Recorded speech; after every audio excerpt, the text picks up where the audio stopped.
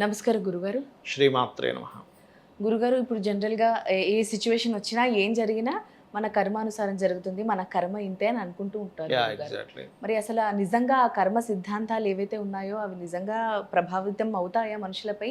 అలాగే వాటిని ఎంతవరకు నమ్మొచ్చు?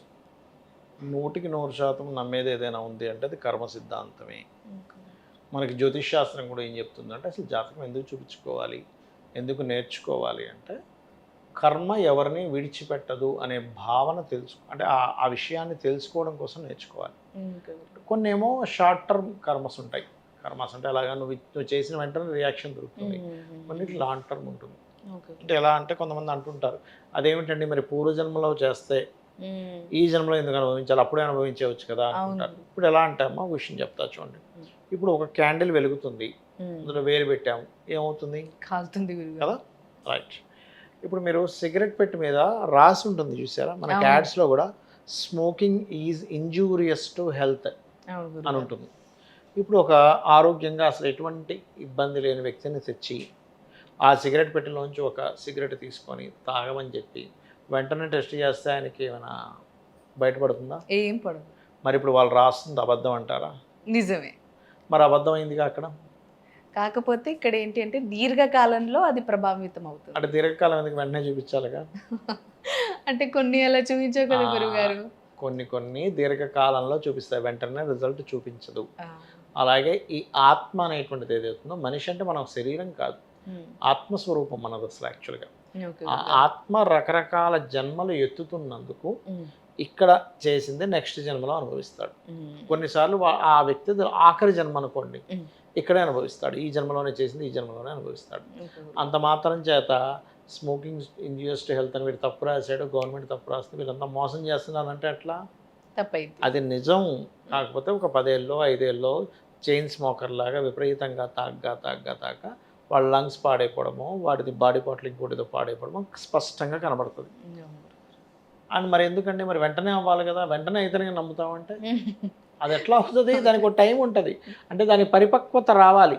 నువ్వు అనుభవించడానికి వెంటనే రిజల్ట్ రావాలని రూల్ లేదు, దాన్ని అనుభవించడానికి ఒక టైం రావాలి కదా. కరెక్టే గురుగారు. అలాగే కొన్ని అనుభవించడానికి కొన్ని వందల జన్మల క్రితం మీద మనం అనుభవిస్తుంటాం ఒక్కోసారి. ఆ టైం రావాలి. కరెక్టే గురుగారు. విత్తనం పెట్టినంటే చెట్టు రావాలంటే చెట్టు రాదు, ఫలాలు రావు, ఆకులు రావు, కొమ్మలు రావు. కరెక్టే గురుగారు. అసలు వస్తుందా లేదని మాటి తవ్వి చూస్తే ఆ విత్తనం కూడా ఎదగదు. కరెక్టే గురుగారు. ఓకే. కాబట్టి కర్మ సిద్ధాంతం ఖచ్చితంగా ఉంటుంది అనడానికి మనకి శ్రీకృష్ణ పరమాత్మకి సంబంధించిన ఒక వృత్తాంతం ఉంటుంది.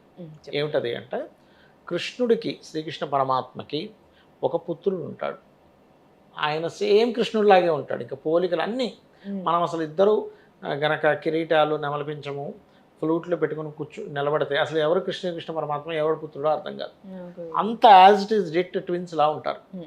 ఆయన ఏంటంటే సేమ్ రూపం వచ్చింది కదా అని అందరినీ ఆట పట్టిస్తూ ఉంటాడు. కృష్ణుడిలా తయారవడం, గోపికలందరూ చుట్టూ చేరిన తర్వాత నేను కృష్ణుడిని కాదని చెప్పడం, ఇలా అందరిని ఆట పట్టిస్తూ ఉంటూ ఒకరోజు నారద మహర్షి వచ్చినప్పుడు కృష్ణుడు అనుకొని ప్రణామాలు చేసి ఆయన ఇది చేస్తుంటే అప్పుడు చెప్తాడు నేను కృష్ణుడిని కాదని. అరే మమ్మల్ని నువ్వు అవమానిస్తావు, కృష్ణుడు అనుకొని మేము ఎమోషన్గా ఇదయ్యాం కాబట్టి నీకు కుష్టి వ్యాధి వస్తుంది పో అని చెప్పిస్తాడు కృష్ణుడు పుత్రుడిని. అప్పుడు ఆ యొక్క కృష్ణుడి యొక్క పుత్రుడు కృష్ణుడి దగ్గరికి వెళ్తాడు. నాకేంటో నా తండ్రి భగవంతుడు అని వెళ్ళి ఇలా సరదాగా చేస్తే నాకు పెట్టాడు, నాకు ఇలా వచ్చింది, నువ్వు ఇమీడియట్లీ తగ్గించాను, భగవంతుడు కదా అంటే కర్మ సిద్ధాంతం అనేది ఒకటి ఉంది. కర్మే అలా వెంటనే తగ్గించేటట్టయితే నేను అందరికీ తగ్గించాను. నువ్వు ఒక్కడివి కాదు పుత్రుడివి. ఈ జగత్తులో అంతా కూడా మనకేముంటుంది, జగత పితరవు వందే పార్వతీ పరమేశ్వరు. అది పార్వతీ పరమేశ్వరుడు అనుకోండి, విష్ణువు లక్ష్మీదేవి అనుకోండి, ఎవరైనా అనుకోండి, ఒకే పరమాత్మ అన్ని రూపాల్లో ఉన్నాడు. సో అది కుదరదు. నువ్వేం చేయి, సూర్యభగవాను ఆరాధించు, అప్పుడు నీకు ఈ చర్మ వ్యాధి పోతుంది. అప్పుడు అతను ఈ భూమి మీద ఉండే అనేకమైనటువంటి సూర్య ఆలయాలు ఆయన కట్టించింది. కట్టించి 7 సంవత్సరాలు సూర్యుడి యొక్క ఉపాసన చేయడం వల్ల ఆయనకి చర్మ వ్యాధి పోయింది. అంటే కర్మ సిద్ధాంతానికి, కర్మకి దేవతలు కూడా కట్టుబడి ఉంటారు. ఈ లెక్కన మనుషులు ఎంత మరి ఏమిటండి, మరి కర్మ అనుభవించేటప్పుడు మనం దేవుడి దగ్గరికి వెళ్తాంగా అంటే నీకు తట్టుకునే శక్తిని ఇస్తాడు. కర్మనే పూర్తిగా తొలగించడు. తట్టుకునే శక్తిని కొంచెం ఇవ్వడం, దాన్ని సునాయాసంగా మీరు అనుభవించేలా చేయడం భగవంతుని పట్టుకున్నందుకు. అంటే ఎలా అంటే ఇప్పుడు మనం ఇక్కడ నుంచి ఇప్పుడు నేను బయటికి వెళ్ళగానే వర్షం పడింది, వర్షం ఎక్కడ ఆగదు. వర్షంలో తడవకుండా ఉండడానికి నాకు ఒక కారు ఆటోనో గొడుగో వస్తుంది, ఓకే గురుగారు. అంతకుమించి ఏం లేదు. వర్షం ఎక్కడ ఆగదు అంటే నీ కర్మ ఎక్కడ ఆగదు, కానీ నువ్వు తట్టుకునే శక్తిని, నీకు ఒక సేఫ్టీని భగవంతుడు నీకు అందిస్తాడు. కాబట్టి నువ్వు భగవంతుడిని పట్టుకోవాలి. మన పెద్దవాళ్ళు కూడా అంటూ ఉంటారు గురుగారు, ఏదైనా జరిగినప్పుడు పోనీలే చిన్న దెబ్బతో పోయింది, చిన్న దెబ్బతో ఎందుకు పోతుంది అంటే భగవంతుని పట్టుకున్నాడు, భగవంతుని ఆరాధిస్తే. ఇంకోటి ఏంటంటే మనందరము ఏంటి నాకు ఈ జన్మ ఇలా వచ్చింది, నాకు ఇట్లా అన్నదమ్ములు కొట్లాడతారేమిటి, ఇదేమికి కర్మ అనుకుంటాం కదా. వాళ్ళే కోరుకున్నారు నాకు ఈ జన్మ కావాలని. ప్రతి వ్యక్తి, పుట్టిన ప్రతి వ్యక్తి కూడా నేను ఇలాంటి ఫ్యామిలీలో పుట్టాలి, ఇట్లాంటి అన్నదమ్ములు ఉండాలి, పూర్వజన్మలో అన్నదమ్ములతో మళ్ళీ పుట్టి వాళ్ళకి నేను వాళ్ళ గ్రజ్జు తీర్చుకోవాలనుకుని పుడతాడు. అచ్చా, మీరు అంటుంటే ఇప్పుడు గుర్తొస్తుంది గురుగారు, మామూలుగా మనకి ఏదైనా లేదు ఇతరులకు ఉన్నప్పుడు అబ్బా నెక్స్ట్ జన్మలో ఇవన్నీ ఫెసిలిటీస్ ఉండి పుట్టాలి నాకు అని అనుకుంటాం కదా. ఆ ఫెసిలిటీస్ ఉంటాయి, మరి దానిలో మైనస్లు కూడా ఉంటాయి. మీకు అంతదాకా ఎందుకు పుడతారా లేదా అనడానికి ఒక ఉదాహరణ చెప్తాను. మీకు మహాభారతం ఐడియా ఉందా? ఉంది గురుగారు. అంబా క్యారెక్టర్ తెలుసా మీకు? అంబా తెలుసు గురుగారు. అంబా మళ్ళీ మళ్ళీ జన్మలు ఎత్తుతుంది. ఎవరి కోసం? భీష్ముడి కోసం. భీష్ముడిని తన వల్ల భీష్ముడు వధించడానికి అనే ఉద్దేశంతో భీష్ముడు కూడా అదే సీక్రెట్ చెప్తాడు పాండవులు వచ్చి అడిగినప్పుడు, మీరు శిఖండిని ముందు పెట్టండి, నేను యుద్ధం చేయను, అప్పుడు నన్ను బాణాలు వేసేయండి అని చెప్తాడు. శిఖండి అవతారం ఎలా వచ్చింది? అంబే కదా. అంటే ఏమిటి, మనందరం కూడా అన్నదమ్ములతో గొడవలు వస్తున్నాయంటే పూర్వజన్మలో అన్నదమ్ములు కొట్లాడేటప్పుడు మీ పని చెప్తారా అని వాడు చచ్చిపోయే వరకు అదే ఉంటుంది. వాడు చచ్చిపోయి మళ్ళీ పడతాడు, ఈ అన్నదమ్ములతో కొట్లాడుతూ ఉంటాడు.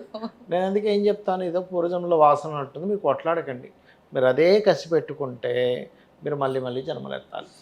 ఓహో, ఇలా కూడా జరుగుతుంది. అయ్యో పూర్వజన్మల్లో సంతానాన్ని సరిగ్గా చూసుకోలేదు, ఈ జన్మలో సంతానం కోసం ఇబ్బంది పడతాడు. ఓకే గురుగారు. పూర్వజన్మలో భార్యను సరిగ్గా చూసుకోలేదు, ఈ జన్మలో చంద్రముఖి వస్తుంది. అంతే. ఓకే గురుగారు, కర్మ సిద్ధాంతాల గురించి వాటిని ఖచ్చితంగా నమ్మాలని ఈ వీడియో చూసిన తర్వాత మన ఆడియన్స్ అందరికీ అయితే ఖచ్చితంగా అది నమ్మాల్సిందే. వీటి గురించి చాలా చక్కగా వివరించారు గురుగారు, ధన్యవాదాలు. శ్రీమాత్రే నమః.